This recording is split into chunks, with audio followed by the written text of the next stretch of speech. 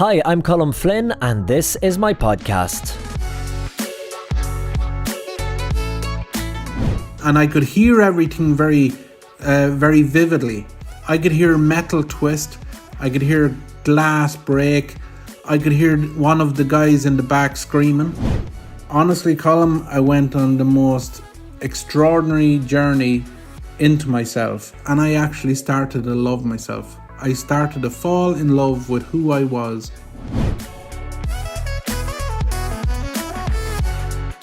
Hello friends, happy July. We're really getting into the summer, and welcome to the third episode of the Colm Flynn podcast. Thank you so much for listening and downloading episode 1 and 2. If you didn't have a chance, they are still up there on iTunes, Google Podcast and Spotify and all those other good places.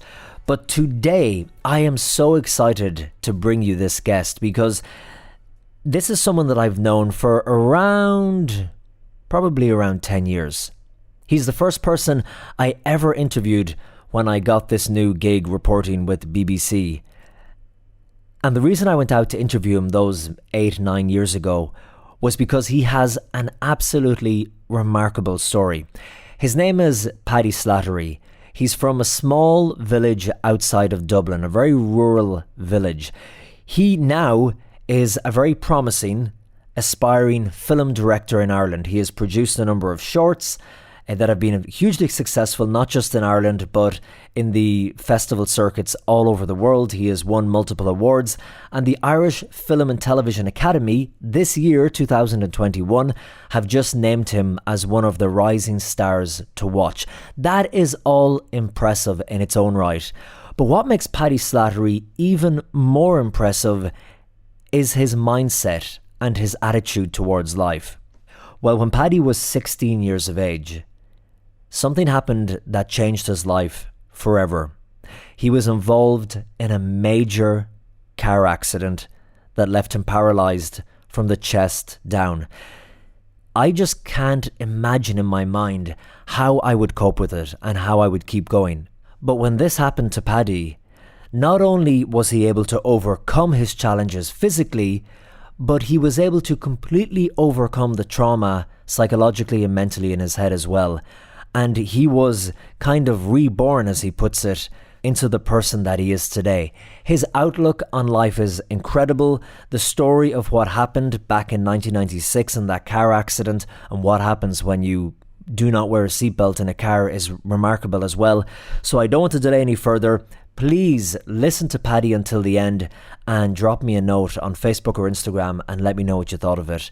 Here it is, episode 3 of the Colm Flynn podcast, my interview with Irish director and filmmaker and inspirational speaker, Paddy Slattery.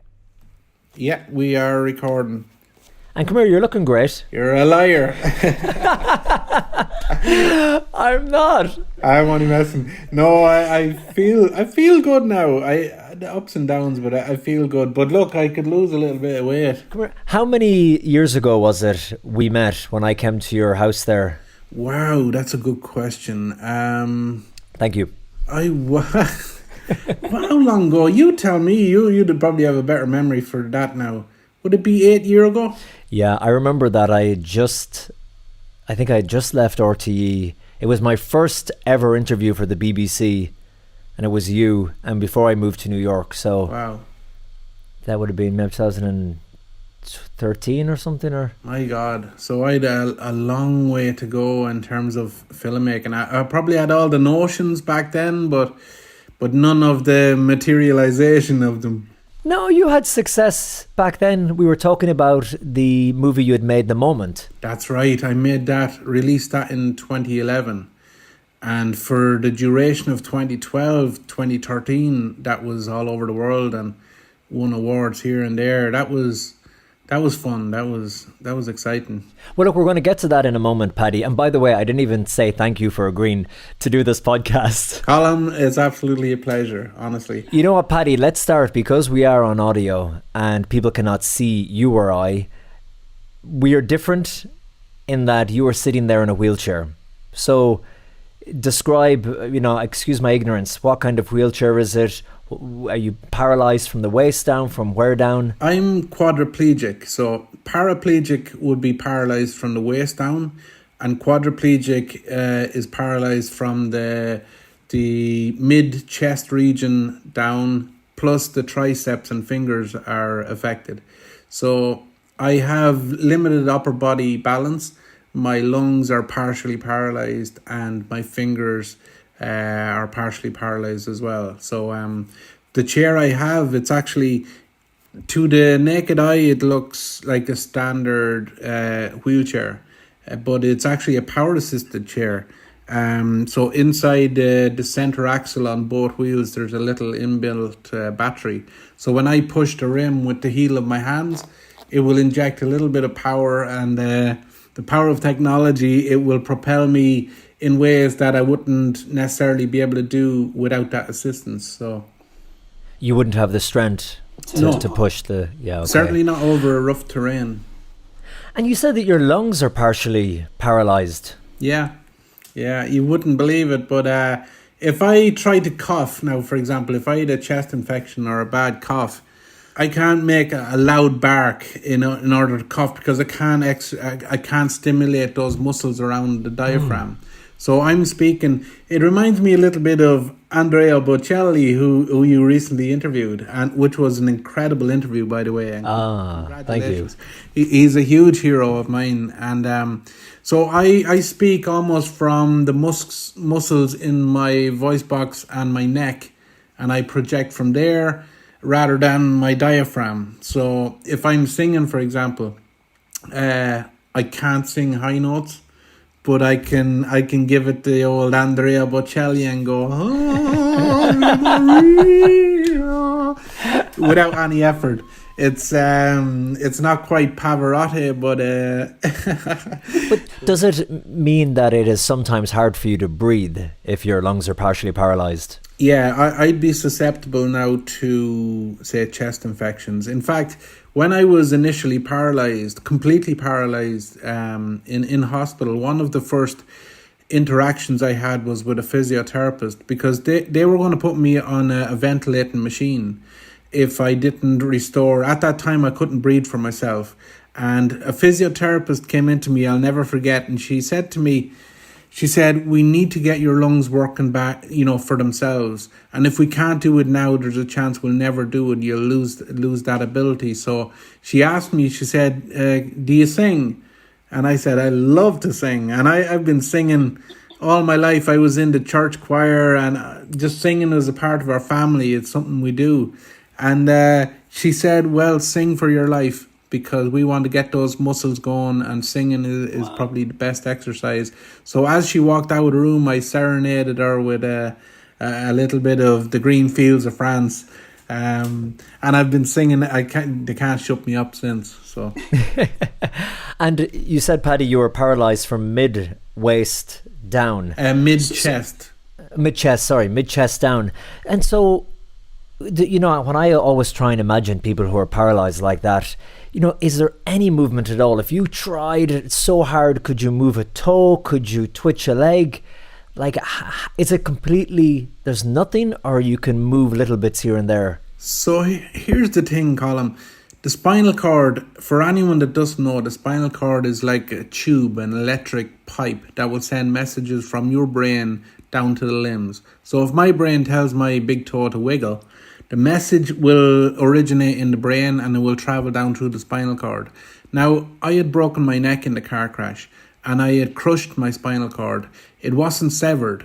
So in essence, there is fabric in my spinal cord in that region where it's damaged, so messages can get through. And unfortunately, it's like a virus in a computer. It's when I tell my big toe to wiggle now, the message will go down to the point where the injury was, and the message will get scrambled, and it'll come out the other end as a spasm or an involuntary movement. It won't do what I want it to do. And in fact, say people with severed spinal cords, the message will not get through at all. So below the region of my injury, I still have muscular movement and sensation, well, limited sensation. It's what you would call internal sensation. If somebody held a hot poker to my leg, I would feel a warm fuzz. I would probably get a third degree burn, but I'd feel a warm fuzz. But you wouldn't feel that pain necessarily. No, I won't feel any superficial pain.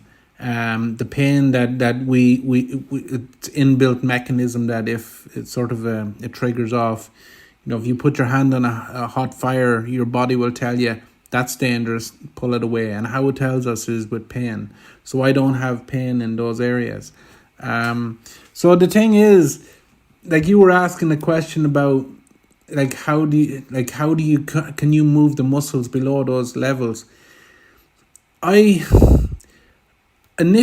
Colm, and I probably mentioned this to you before, but initially when I was paralyzed, my only ambition was to walk again. Yeah, I remember you saying that. Yeah, I was dedicated to the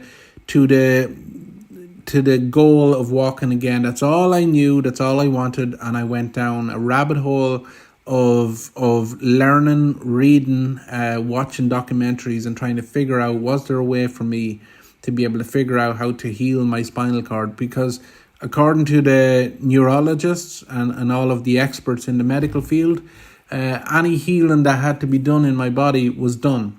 It was done and dusted, and generally after a year of a spinal cord injury, it's extremely rare that any additional healing will happen. And of course, I wouldn't have any of that. So I went on this journey to try and heal myself, and I tried to get those messages from my brain down below the level of injury. And honestly, Colm, I went on the most extraordinary journey into myself, and I discovered things that I was capable of that I had never been told, never been led to believe that I was capable of. And all of that came through just that steely determination and faith and belief in the power of intention, the power of the mind, that you can overcome or defy your physical limitations. And over a short period of time, I honestly, my life was transformed with what I discovered I could do. It was transformed in a different way, though, because, I mean, your ambition was to physically walk again, and this was 25 years ago now, to a quarter of a century, 1996, when you had the accident. But you haven't ever got up out of the chair since then, have you? Well, not physically. Metaphorically. Well, you know, maybe metaphorically is even better. Well, all life is an endless series of psychological experiences. Now, some of our experiences might come through the physical realm, but at the end of the day, we feel them in our head and we feel them in our heart.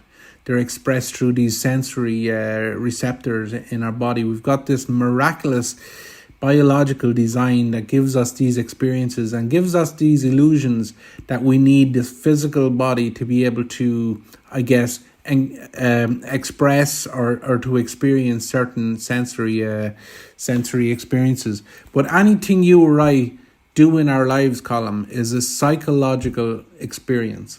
There's nowhere off limits in the imagination and in the mind, and there's nothing you can't do, or there's nothing you can't feel. I was told that I was not going to be able to do this, that, or the other. And what I actually discovered when I went on this extraordinary journey to discover what power I actually had in my life, I realized that there was no emotion off limits. In fact, everything I experienced in my life became amplified and more lucid and more profound. So any experience that the world presents to me, I just take it as an added bonus, and I just feel so grateful for it. So, wow. I remember when I interviewed you those 8 years ago or whatever it was, there was a great quote. You said, when your body switched off, your mind switched on. And that was the title of the radio interview then on the World Service. But let's go back to 1996. That's when you had the accident. Before that, you were young, healthy. You had dropped out of school at 14 or 15 years of age. Didn't want to go to college. You had no interest in school. I remember you telling me you went to London and you were working as an apprentice. Working as a labourer on the building sites with my uncle and another man called John Fitzpatrick. And in fact, John Fitzpatrick became almost a father figure in my life, an incredible man. And so I had a little bit of an experience of what it might have been like to be a young grown-up adult male living in London. So, but I also had this, I also felt even at that early stage in my life that I had this spiritual connection to home, to Ireland, and to everything that we hold dear in terms of our Irish traditional values. So when I'm in London, I'm listening to Christy Moore and the Furies and yearning to be back in the green fields of Erin, and my mother's cooking and the cows in the field next door. My body was calling out for that. So although I spent a year in London on the buildings, it wasn't long before I got homesick and eventually packed my bags and came back, yeah. Because London was a lot different, and still is a lot different to where you're from. It's a small little village outside of Dublin. Clonbalog? Clonbalog, yeah. Or in Oscailga, Clonbalog. It was 1996. You were going to Dublin to work, is that right? Because your town or your village is close to Dublin, the capital, so you would go there with some lads for a day's work. You were painting at the time. What happened? See, I live in Offaly, in the centre of Ireland, in Clonbalog, as you said, and our company, I was painting and decorating at that time, doing an apprenticeship here in Ireland.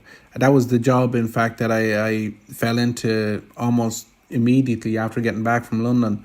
So yeah, on this one particular day, it was October the 14th, 96, myself and two friends, we would usually travel in my friend's car to a pick-up point, and then the company van with the other guys, they would pick us up there and we would head on to Dublin. So we worked in Dublin that day. It was grand, just an ordinary day. Well, not really an ordinary day now in hindsight, but and it was coming home that evening that our company van dropped us off in a town called Edenderry, which is 7 miles from my home. Now, this is the only time we have ever had to get out of that van there and not have a car there to pick us up. So what we did was, the three of us, we stood at the side of the road and thumbed the lift, hitchhiked. Okay, because normally the van would drop you straight home, but this time left you in Edenderry. So you and your friends are thinking, well, we've no way of getting home, so we'll have to, as we say in Ireland, thumb it, which means go to the side of the road, stick out your thumb and hope that some sod will come and pick you up. Well, the extraordinary thing is, because I had thumbed that road for years previous, and many's an occasion I would end up having to walk the whole 7 miles home, which would have took 2 hours, maybe an hour and a half. But on this day, call it coincidence, I don't believe so much in coincidence, but the moment the three of us stepped out of the van, I stepped over to the road, I barely had the thumb out, and this car pulled in beside us. And Paddy, that's even more remarkable, because one guy on his own thumbing, it's hard to get someone to stop and pick you up. 3 guys standing at the side of the road with their thumbs out all together, I mean, that's even more difficult. I know that there's stories, and I used to see this in Ireland too, that when 2 people were hitchhiking together, one would hide in the bush or just kind of stay in the background. Only one would stand out thumbing, so when the car pulled up, the friend would jump out as well, and then both of them would get the lift. So the car stopped straight away for the 3 of you. It stopped immediately, which is extraordinary. And this is the thing. I mean, I've spent so many times thinking, if our van had to spend an extra 5 seconds anywhere else on the road heading that way, if it had to pull in to let somebody out in front of it, that crash wouldn't have happened, because that guy would have been gone before we had time to get out of the van. But another extraordinary thing was, we get into the car, right? So I'm the youngest of the 3. I'm 17 and the other 2 guys are in their early 20s. Now there's this sort of unspoken rule that you let the elderly sit up in the front and respect your elders and sit in the back. Of course, I was just eager to get home and get my dinner. I just jumped into the passenger seat. The 2 lads jumped into the back. And I remember this so vividly. It's like every single step of the way I remember so vividly. I get into the car and I look at the driver and I recognise that he's a young enough guy. I don't know who he was, but our respect for him, and remember this is 96, so our attitudes towards seatbelts were very different than they are now. So my attitude at that point was, I'm not going to put on the seatbelt now because I don't want to offend this guy who's driving. And I didn't want to consider, I didn't want him to consider me to be a wuss or something like that. So I didn't put on my seatbelt. But do you remember, Paddy, consciously thinking about it and making the decision? Or did you just sit in and say, let's go, get me home for dinner? Or do you remember thinking, will I reach for the seatbelt and buckle up or not? I promise I remember it very clearly, thinking, will I, won't I? And I would have been considered a relatively shy kind of person, so I didn't want to cause offence for the driver. So here's the other extraordinary thing, right? So we're driving out the road about half a kilometre, and we passed this guy on the side of the road. It's a guy from the village here. I know him, but I also know him. Let's just say the driver turns to me and he says, do you know this guy? Will I stop and pick him up? And part of me is thinking, this driver is a gentleman. This would have made 4 people that he picked up. He was offering to stop and pick up this guy. But me, being the bowsy that I was back then, I said, no, I don't know him. Keep going. So this guy, you knew this guy from the local area, and he too was thumbing up the road. And you had the call, well, I picked this guy up, and you said, no, just keep going. Go past him. He asked me, he asked me, will I stop, will I not? And I said, I looked at him and I recognised who it was. I didn't have much admiration for him. And I took great delight in, as we're driving by him, I look out the window and give him a wink. And I say to myself, we'll see you back in the village, boss. You'll be walking it. And the ironic thing about that, and talk about instant karma. Ironically, no more than a mile and a half further down the road, we were involved in a massive car crash. And this gentleman that we passed on the road was the first person to arrive on the scene. Wow. And when I'm pulled out of the car and lying on the road there paralyzed, and I look up and this guy's looking down at me and he's asking me, Paddy, are you all right? And I look up at him and I think, well, why the hell didn't we stop for you? And because if we stopped, there would have been no crash. And the reason there would have been no crash was that the way the actual crash itself materialized was that we were driving along the road, driving pretty fast. There's a van in front of us going in the same direction with a trailer at the back. Now, as we're approaching that van, our driver here to my right goes to pull out and overtake the van, right? So as he's halfway out by the van, suddenly the van swings out to overtake a tractor which is parked on the left side of the road. And just to point out to people that these are Irish country roads. They are small, they are narrow, there's no hard shoulders. There's maybe a stone wall on each side and fields, but they're very narrow.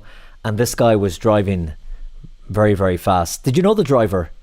I didn't know him, but I knew the road and I knew the bumps and the potholes and where to go slow, where to go fast. So I knew he didn't know the road because he was hitting bumps where you wouldn't normally hit. So coincidentally, I suppose, as the van is pulling out to overtake the tractor, as we're halfway out by the van, suddenly we run out of road. And I'm thinking to myself, okay, there's time.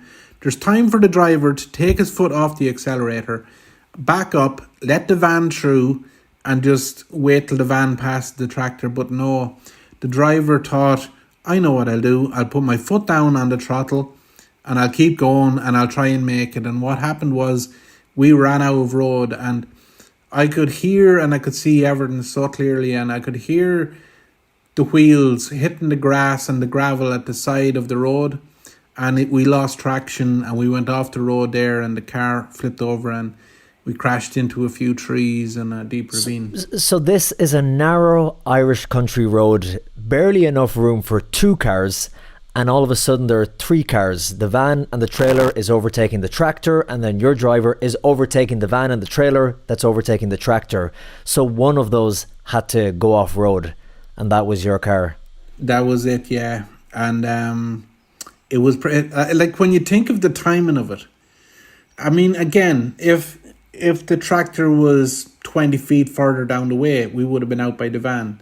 So I can sit here, Colm, and I can wrestle with the what ifs. if I did this, if I did that. And as far as I'm concerned, and I'm very skeptical about using the word accident and coincidence in this context, because I don't believe it was an accident. I believe it was fate. I do believe in destiny. Now, maybe, I don't know where that faith derived from. Maybe it's spiritual, maybe it's religious. I'm not sure. But I feel that day was meant to happen in my life because, like I said to you, that day was not the day that my body died in a way. It almost felt like a rebirth. It was like, I'm going into this crash one person and I'm coming out the other end a different person. Let me ask you about that in a second, Paddy, because that's fascinating, the idea of this being part of a grand design or plan, as tragic as it was. But the accident itself, I've heard people before talk about these horrific car accidents where they say that they experience everything in slow motion, that time slows down, whether it's Einstein's theory of E=mc², but that's the living proof of that theory for them, because they say your perception and how your body encodes time completely changes. Was it like that for you, or what do you remember of the accident, the moment of impact of the car spinning itself? What do you remember? Yeah, I remember almost similar to what you described there. When there was a point when I knew we were going to crash, and when I knew I was not seatbelted in, I guess you don't consciously have the time to analyze the situation too well. But all I remember at that time was, what I did was I put both of my hands across my chest. You can see me on the Zoom camera, but for your audience, I'm putting my two hands crisscrossed across my chest, right? I clench my body, I close my eyes, and these are the words I said to myself, and I'll never forget it, and it stuck with me since I said it. I'm in God's hands now. That's what I said in that moment. And I was ready and willing to, come what may. I knew I was in God's hands. So if my spirit was to leave the earth in that moment, I was ready. So it did very much feel like everything happened in slow motion. But what it also felt like for me, because my eyes were closed, and I don't like saying this, especially when I do school talks. I don't like talking about this in reality terms, because it can be quite dangerous to tell somebody that I felt no pain, especially if you're speaking with anyone who may or may not have mental health issues and may, God forbid, consider suicide as an option. I don't want to give anyone the wrong impression that there was no pain involved in this crash. Believe me, the pain hit me hard after we hit the ditch, but going into that moment, I didn't feel pain. I felt like my body was lifted out. I felt like I was like a spirit. I was hovering over the incident as it was happening, and I could hear everything very, very vividly. I could hear metal twist. I could hear glass break. I could hear one of the guys in the back screaming, and that put a chill down my spine just to hear who I would consider to be a very hardy, strong guy. I heard him scream. That terrified me. And I heard the ditch. I heard trees break, and it was all very surreal and terrifying. But my body felt safe. My body felt like it was outside of the situation, and there was nothing that could damage me in that incident. And where do you think that comes from, Paddy? Do you think it is your senses are just overloaded and they shut down? You just cannot take in the situation that's happening before you, so just all your senses shut down. I mean, why do you think it happens like that? Colm, there's an extraordinary, like I said, our bodies biologically are designed, they're miraculous. We have this ability to be able to disengage ourselves from the immediacy of whatever is about to come. Call it shock, call it, I don't know what the actual terms are for it. But I felt that, like you said, it was a sensory overload. I just found that whatever it was, I was completely protected in that moment. And you said that you said, God, I'm in your hands. Were you religious before that? Like, did you have faith, or were you praying to God regularly? Honestly, I'm of that generation where we were raised Catholic.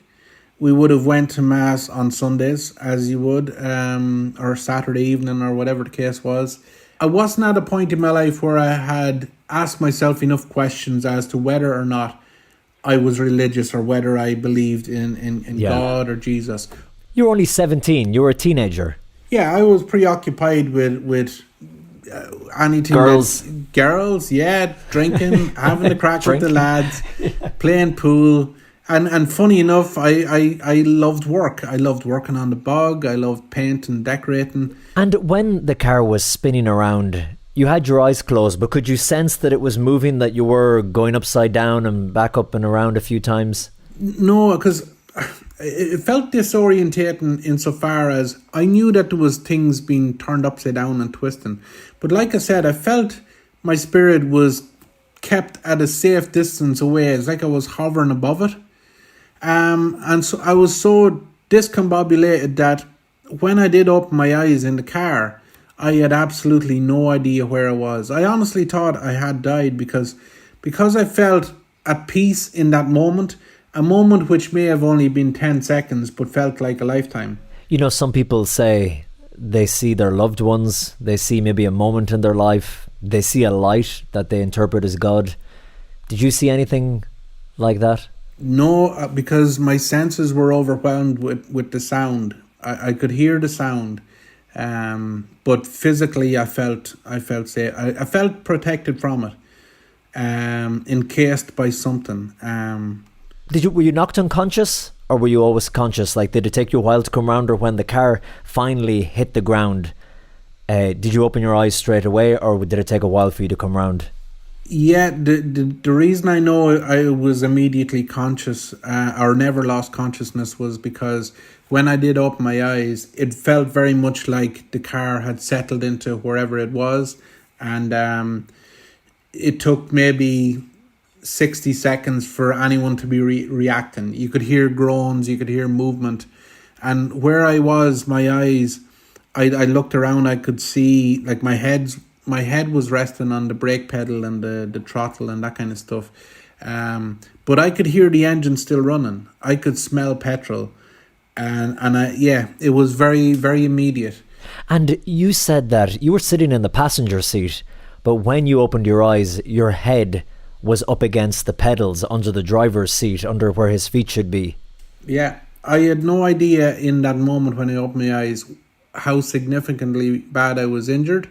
That took about a minute to catch up with itself. But how I discovered in that moment that I was badly injured was that I knew I couldn't move, and I knew the driver was on top of me, and I couldn't move my head, but I could kind of see slightly down along my body, and I went to shout out help. And what happened was, when I shouted help, my diaphragm collapsed and I couldn't breathe. I was like, I just had lost my breath like that. So all I could muster was help, help, help, help, help. And that's all I did for what felt like an eternity. Just a whisper. Yeah, a whisper. But the scary thing was that what I could see was, I could see 2 feet across from me in black boot runners, Spalding boot runners. And as I was looking over there, I thought, God, they must be the driver's feet. And I'm thinking, isn't that this is no word of a lie, Colm. I was thinking to myself in that moment, that's a coincidence. The driver is wearing the same shoes as me. And now, my body, I could feel my body back behind me in the sitting position that it was in the passenger seat before the crash. So I felt my body down below me. So when I'm looking across and forward, I see these 2 feet and I think, yeah, the driver's wearing the same boots as me. But next thing, I followed with my eyes along the shoes and along the legs and up along the body. And then I realized, hold on there a minute, that's actually my body. And that's when I knew that there was something drastically wrong. It was like, well, if I feel my body back in this position, yet my body is way up there in front of me, there must be something wrong. And I had later discovered the reason for that was when I sustained a spinal cord injury, what your body will do is it will keep almost a memory imprint of the position your body's in at that given point. And it took maybe 2 weeks, actually maybe less. It took about a week for that memory of my body in the sitting position to fade away. That was so surreal. That is incredible. So in your mind, the sense of your body sitting upright in the car was still imprinted. That's the way you felt your legs were, even though when you opened your eyes, they were right in front of you. And then when the first person to come across the accident was this guy who you had passed on the street, on the road, and didn't want the driver to give a lift to. So he, I presume, had thumbed a lift and actually got a lift from someone just after you, and they'd pulled over to help when they saw the accident. No, I think he walked up to the crash. We were not far from him at all. Oh, he probably saw it or heard it in the distance and ran up to it. Came running up, yeah. It wasn't far away from him at all. That's what I'm saying. If I had the decency and humility to say to the driver, yes, sir, let's give this guy a lift, I wouldn't have been in that crash. So there you go. Your poor everybody involved in this, but your parents, your mum and dad, when they get that phone call, it must have been like a nightmare for them and for your family.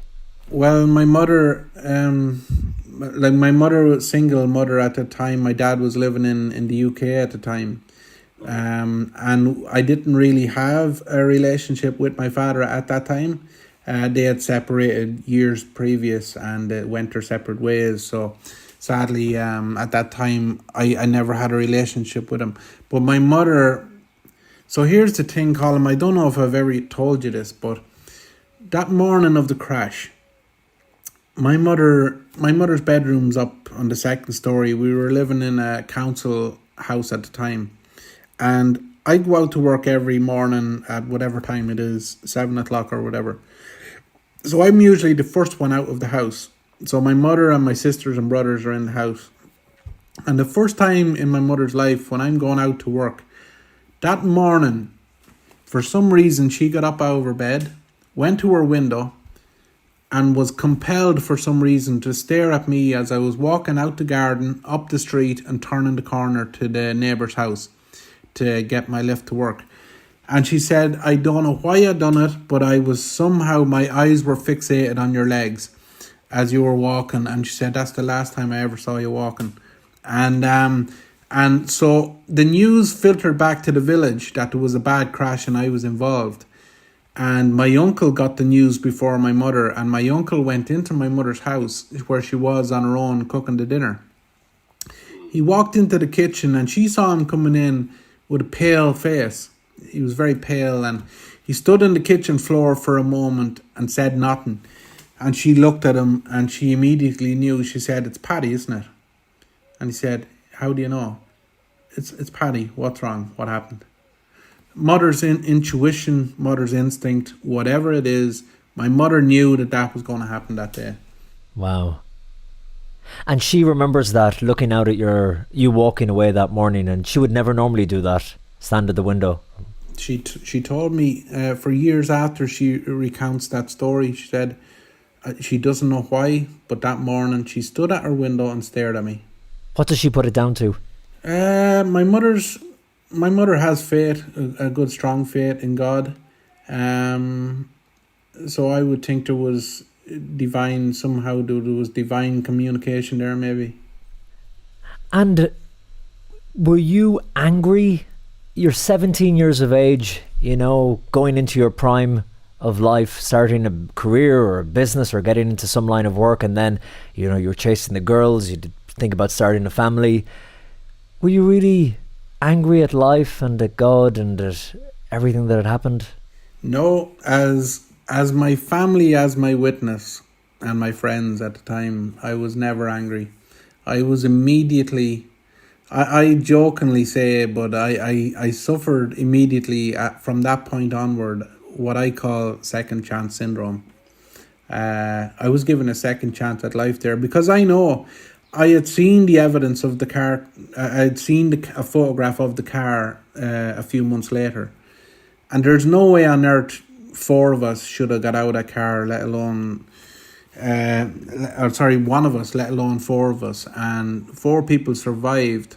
My injuries physically were the worst on the day, but I honestly think I came out of that car crash better off than anybody else that day because I felt, honestly, Colm, I'm not exaggerating, I felt immediately that I was handed this gift to go again. You're not dead, you have another chance. The driver and your two friends, the other two passengers, They walked away from it. I remember there was blood and there was cuts and there was, I think there might have been a bone breaks, but nothing significant, nothing serious anyway. and is that because they were wearing their seatbelts? Possibly. All I know is the driver was terribly traumatized, and I had never met the driver. Not even to this day have I ever met the driver. But my family did, my mother did, because shortly after the crash, his father brought the driver, his son, to visit my mother to apologize, for the crash, which was not even necessary. But he couldn't speak. The father spoke for his son, the driver. He was so traumatized, right? He couldn't speak. He couldn't verbally speak for a year, and I don't think he had driven since. And now years later, my mother and my sister happened to be in a diner in a local town, I think in Portlaoise or somewhere, and they suddenly realised that he was sitting at a table close by. And he recognised them, and he quietly got up from his table, left his food, and snuck out the door because he felt. And Colm, for years, right? I don't know his name. I could find out if I wanted, but I know that's not what he wants. But I don't know his name. I can't remember his face. I've never met him, but for years, anytime I've had an opportunity to do an interview in a newspaper or an interview on the radio, I would try to get that message out that whoever you are and wherever you are, I really hope you're not living a life full of guilt. Because what he felt at that time was he destroyed my life, a young man's life. He felt guilty for that. And he shouldn't, because honestly, what happened that day was out of his control and out of my control. But what really happened that day was I was given an opportunity to live a far more extraordinary and profound life than I would ever imagine possible. And that, if he wants to take any responsibility for anything, he can take a responsibility for that. I've had the most amazing and extraordinary life over the last 25 years, and I want him to know that, wherever he is. Because I know people who have lived a full life of guilt and shame, and it can eat away at you like a cancer. Wherever he is and whoever he is, I hope he's living and leading a happy and fulfilled life. You'd feel sorry for him, wouldn't you? I mean, there are no winners in this. Everybody loses. And maybe he was speeding, so he did a foolish thing, but it's incredible that you look at the situation like that. Well, like I said, I'm here to tell the tale. And there are many people out there that are not here to tell the tale. And maybe there are even a lot more people that are here but can't tell the tale because they don't have a perspective on it. They don't have a grasp on it. So many other outcomes could have happened on that day. And honestly, it's so difficult for me to sit here and feel regret or anger towards anybody. It would be a waste of my time and energy, honestly. It's No, look, I love life. As I'm sitting here talking to you, the evening sun is coming through the skylight there. I can hear the birds singing. Off to my peripheral vision here, I can see my dog running around the garden. What a miracle this life is. Wow. Paddy, how did you develop this attitude and this mindset after the accident? You said that your mind switched on and you went on this incredible journey within. Like, did you connect with your Catholic faith? Was it another faith? What was it? Well, when we were talking earlier on about my goal to walk again. Yeah. Well, I done something far more profound than learn to walk again. I actually learned to fly. As I say, it's a mantra of mine. Why walk when you can fly? Because, like I said, I was slightly naive back then, where I believed that all of the answers to my problems in my life will dissipate and fall away if I can walk again. And what I actually learned was that to physically walk in your life what are you doing really?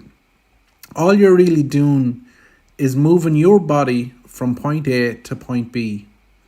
And that has absolutely no influence or outcome on my emotional capacity or my emotional journey in that process from A to B. It's secondary. The only thing that restricts people, the only true disability I believe in life is the disability of the mind. See, I had a world around me, right? The world that I was subjected to on a daily basis was a world that was telling me I was not good enough. I was disabled, I was crippled, I was incapable of doing this, that and the other. That was the message that was being perpetrated to me every day of my life. What I had to do was actually spend time in front of the mirror, because I didn't even want to see a reflection of myself. I didn't want to see what I consider to be a cripple look back at me. I didn't want to identify with that. So I knew in order for me to in some way heal myself, I needed to, rather than go outward into the world and figure out the mechanics of my life, I actually had to go back inside and figure out who I was before I took another psychological step forward. So what I actually did was I asked myself this question on a daily and almost like 10 times a day. I would ask myself a very simple, fundamental question. And it's a question I would recommend anybody ask themselves on a regular basis. Who am I? Who am I? And I forced myself to sit in front of the mirror every day, a full-length mirror. I got one put into my bedroom. And I forced myself to look myself in the eye, shut out all the world, shut out the messages that were being told to me. And I looked myself in the eye and I asked myself, who am I? And that's when the real journey began. And over time, I started to peel back all of these different layers and all of these different illusions and ideas of what I considered myself to be, until I could see right to the core of who I was. And what happened, Colm, in a very short space of time was that I was starting to look at that reflection and actually admire it and actually be inspired by it. And you know what happened? Very soon after, something clicked and I actually started to love myself. I started to fall in love with who I was and admire that reflection looking back at me, because the person I could see looking back at me in that mirror was somebody that was strong and somebody that felt invincible and somebody that wasn't going to be told that he could or couldn't do certain things. Tragically, at that particular moment in my life, as I'm figuring out who I am and I'm gathering all these psychological and spiritual and religious tools to be a better man, tragically two very young people in our community here died by suicide. And the whole rug was pulled out from under not just me, but our whole community. We were devastated. In fact, the girl who suicided was my first kiss, my first love, if you want to call it, puppy love or whatever. We were devastated. So Colm, here I am, right? Physically disabled, right? On the surface, it looks like everyone would look. If you put me in a room with 99 able-bodied people, right, and bring 10 strangers in and ask them the question, who do you think's the worst off in that room? You're the one they feel sorry for because they think you were leading the worst life because of your disability. Exactly. And what I discovered in that moment, when we realised that our community lost two of the most beautiful human beings within the space of a week to suicide. And I suddenly realised, and these were in the whole of their physical health. And what I realised was that we were meandering through life without any consideration for what might have been going on in their minds. Because on the surface, they looked like they were very well off people. They had their home, they had the car, they had their body, they had their youth, they had kids, all this kind of stuff. And really, at the end of the day, they hadn't got their mental health. And without that, you have nothing. And it took a trauma, it took a tragedy in our community for me to realise that it's not about how physically athletic or attractive you are, or how financially affluent you are, or how famous you are. None of that counts for anything unless you have a good solid mind and a good solid heart. And without that, you've nothing as far as I'm concerned. I know that we've been told this again and again, but it's so true that even on the outset, if somebody looks happy, especially today in the day and age of social media and on Instagram, where everybody puts forward, you're talking about looking at yourself in the mirror and the layers, and do you like what you see, and is it who you are? How many of us, myself included, who put forward this unrealistic image of yourself on social media so people think you are living a certain life, just that bit better than the one you're living, because you want them to think that you're strong, that everything is perfect and everything is great, but you just do not know what is going on inside people's minds. But Paddy, I don't think you realise the good that you are doing there in Ireland, because I know that since your accident, you have been going to schools, you have been giving interviews, you have been talking about your experience, but talking about it in this way, that it is mind over matter. It can be. For you, it has been. And that you can live a good life, you can love yourself, even if it appears to others that your life, for a young guy to be paralysed from the chest down, your life is over, basically. So you probably don't know the amount of people you have helped. Well, at that very same time in my life when we lost those two people, and I was suddenly discovering who I was, ironically, at the same time, what I actually did, and I was actually very angry, and it was probably the angriest moment in my life at that point. I was angry at the world. And I resented the world in a way, because I was looking at the media. I was looking at movies. I was listening to music. We were buying the tabloid newspapers. My friends and family, they had the glossy magazines, the Hello magazines and all this kind of stuff. And I just suddenly took stock of the information that we were consuming on a minute-by-minute basis in our lives. All of these ideas that are being perpetuated on our lives, that you need all these kind of superficial and materialistic things in order to feel like you're living or leading a fulfilled life. And I just thought to myself, you know what? I somehow, for some reason, after watching so many movies at that time in my life, I got this notion that I wanted to make movies. I wanted to tell stories, because I felt at that time I had a lot to say about the world. And how better to do it than through that medium of film, or like your podcast here. It's if you can impact one human being, one other human being in your life, then you have lived a fulfilled life. You have fulfilled your purpose in life. You're right. We have to remember that what we see on social media is not real most of the time. And you know, you mentioned that you were pissed off by looking at how people were portrayed and success and happiness was portrayed in movies and in the glossy magazines. It's the same thing now. It's just, it's on Instagram and on TikTok. And that's not reality. And if we try and be like that and aim to be like that, we will never be happy. Well, the thing is, Colm, that what we see filtered through the social media realm, it is reality. However, it's a distorted a sort of filtered reality. I'm going off topic here, but you mentioned there, this is another fascinating part of your story, Paddy. Such an incredibly difficult industry to break into for anybody, the movie industry. Here you are in a wheelchair after this life-changing accident, and you decide that you want to start making movies not in Hollywood, where there's a lot of opportunities, but in Ireland. How did you start, and how did you build your career? Well, with difficulty, I have to say, with difficulty. I love your smile when I ask that. Well, look, I'll be honest. I punished my body. I punished my mind for over. But I have found, generally speaking, most people that I meet, they tend to, of course, they'll see the wheelchair initially, and they will judge you on that image initially. But as soon as I open my mouth and I have this perpetual smile on my face, it's sort of, those preconceived notions fall away very quickly, and we connect on a human level, and they suddenly realize, he's just as capable as anybody else. But like I said, we've got technology now.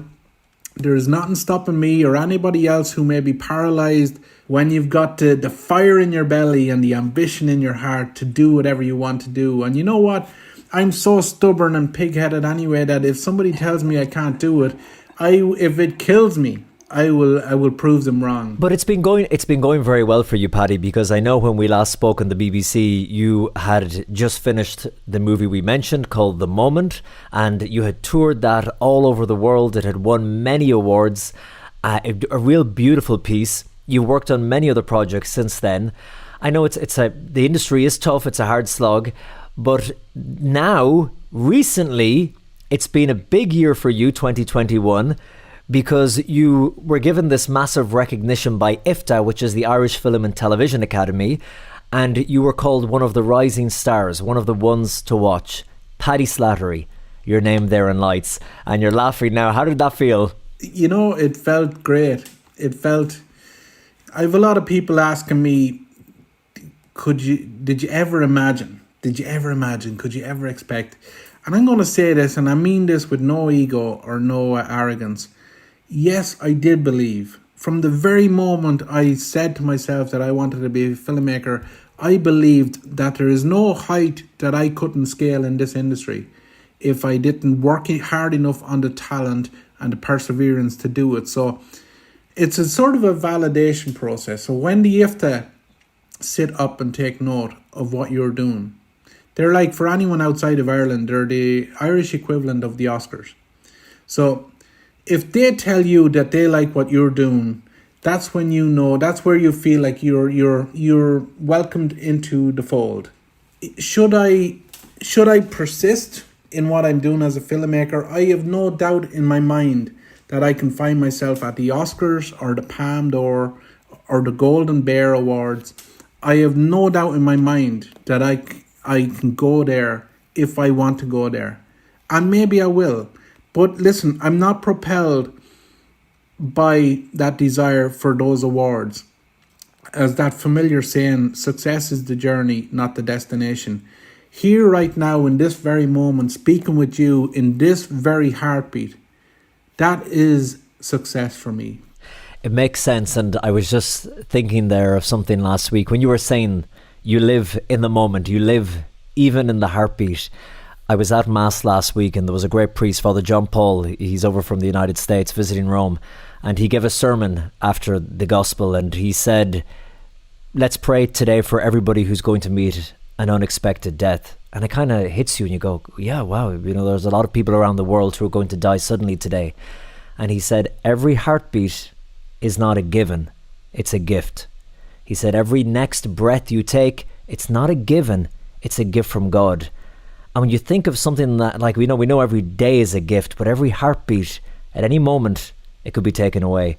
And so it's so important, like you said, not just to live for the day or live in the moment, but to live for every heartbeat. Imagine we did that, how we would all feel and what the world would be like. Colm, it's hard to do that. Again, I don't want to sound like a cynic. It's difficult. We live in a world that is run by corporations that it's in their vested interest to distract us and to attract us to the material of this world. So what we do is we take this moment for granted. That's what we do. But somebody comes up to you when you think you're making your plans for Christmas, you're making your plans to travel next year and all this kind of stuff. And then a doctor sits you down and tells you you've got pancreatic cancer and it's level 1 or level 2 or whatever. Then you suddenly realize, oh, so tomorrow doesn't exist. That was an idea, that was a notion that was led to believe. It's fine having aspirations, it's fine planning. In fact, it's very practical to have plans. However, like you said, nothing is guaranteed. It's not guaranteed. You only have the moment you were in. That's the only moment that exists. Yeah. And I remember visiting Angola and West Africa and seeing people who have very little / nothing. And the same when we went and filmed in Ecuador, in South America, or in rural parts of Ukraine or Belarus. People have nothing and they are smiling and they are happy. And here we are with everything.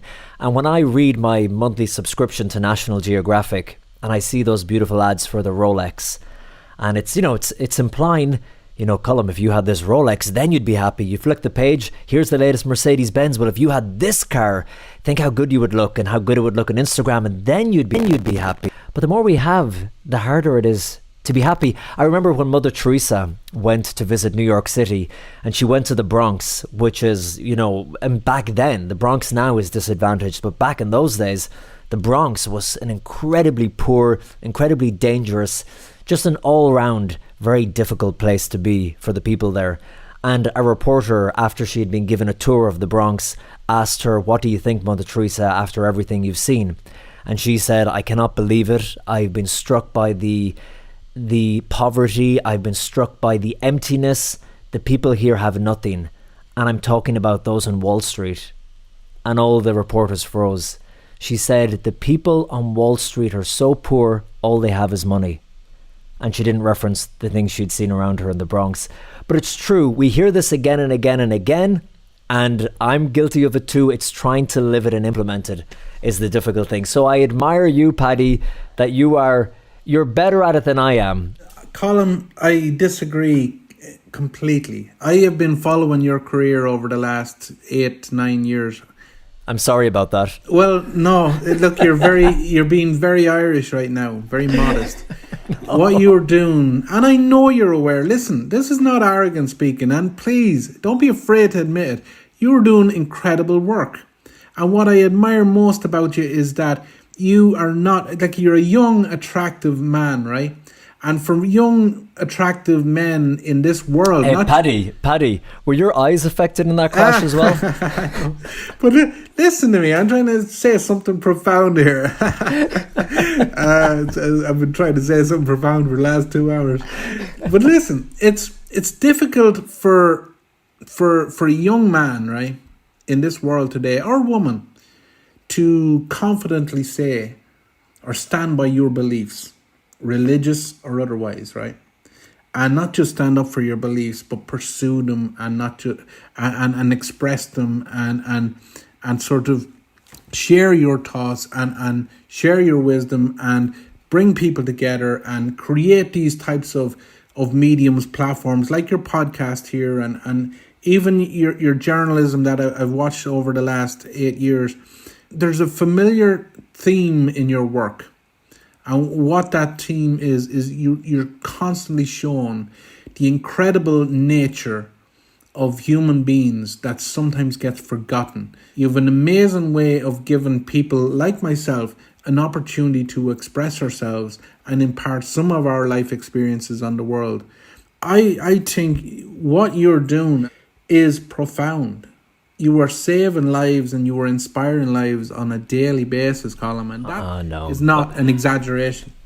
Hey, Paddy, first of all, I'll give you the €100 I promised you for saying all that, and you read it exactly as I had written it, so thank you. Thank you. What did you think of my delivery there? You delivered it perfectly, just as we rehearsed. But, Paddy, that is a very sweet and kind thing to say, and thank you very much. But I, like you, I do what I love. And I think people sometimes mistake me for doing these inspirational things where I just ask people like you questions. And thank God I have the ability to put them out on platforms where a lot of people hear it. But my contribution is minute, and it's people like you who share. So listen, this is about you and the incredible work you've been doing. We're coming to the end here, but you've had this amazing career so far in the film industry. You've just got this incredible award. But what is the dream for the future for Paddy Slattery? Honestly, Colm, I can't answer that question without being philosophical. I have no material desires other than wanting to feel the way I feel right now. Do you still have the dream to someday walk again? I am flying on a daily basis. If I happen to physically walk again in my life, it's a relatively insignificant endeavor for me because I travel so far and wide on a daily basis, outward and inward. There is, like I said, there's nowhere I cannot go. There's nothing I cannot do. If a cure for paralysis came in the morning, I wouldn't feel the need to take it. I really wouldn't. A hand on my heart, I wouldn't feel the need to take it. Marriage, family? I'm married to my work. You and me both. I'm married to my work. Listen, marriage. What about you? Come here, what did I just say? I said that this was me interviewing you, Paddy. We're having a conversation here. And again, to be philosophical, I am merely an extension of yourself. Paddy, it's been amazing talking to you, and I want to thank you so much. I know people listening to you, I'm sure, really thoroughly enjoyed you and your wisdom that you imparted. You are a tonic, you are an inspiration, and it does the soul and the heart well to listen to you. So thank you so much, Paddy. Colm, it's my pleasure. And listen, you've an audience far and wide. I just hope that they could understand my colloquial bog accent. And if they can't, I'd be happy to do some ADR, additional dialogue recording for you. Listen, God bless you, and we will talk again soon. Thank you so much, sir. Have a mighty day. Oh, what a great guy with a great sense of humour. Paddy Slattery, thank you so much for being honest, for being open, for sharing your story with me, and for your time. I held you on the phone there for like an hour, so thank you so much, Paddy. And I know that you get a lot of interview requests, and a lot of people are asking you to share your story, and it's evident why, but you were very generous with your time. So Paddy, thank you so much. You might remember at the beginning of the interview, Paddy said that he really loved to sing. He was always singing when he was younger. To use his words, they couldn't shut me up, is what he said. And when he was in rehab just after his car accident, the physiotherapist, remember, told him, because he had partially paralyzed lungs, that in order for his lungs to regain strength, he should sing all the time, and that's what he did. So Paddy is actually still singing today, and he happens to be a very beautiful singer. And, do you see where this is going? I happen to have a version of Paddy singing a song called The Island. Now, this is a gorgeous Irish song that was written by the Irish songwriter Paul Brady. But this is a great version. This is Paddy Slattery singing The Island. And I'll leave you with this, and thank you so much for listening to this podcast. And until next week,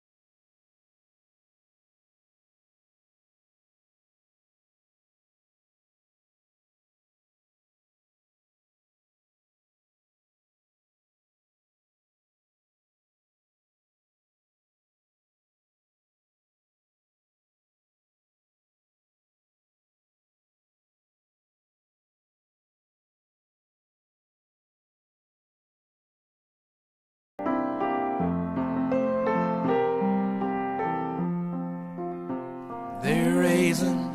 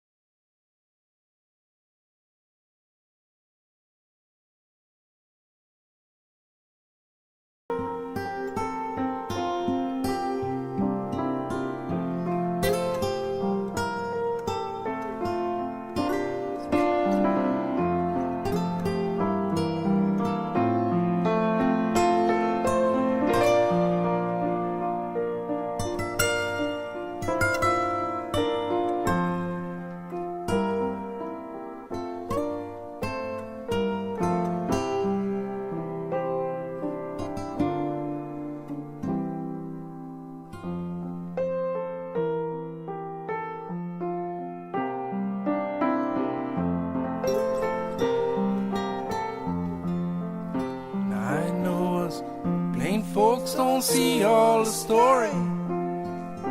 And I know this peace and love is just copping out.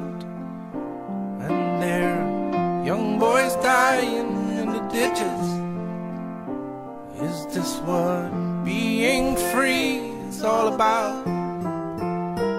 And while this twisted wreckage down on Main Street will bring us all together in the end, and we'll go marching along the road to freedom.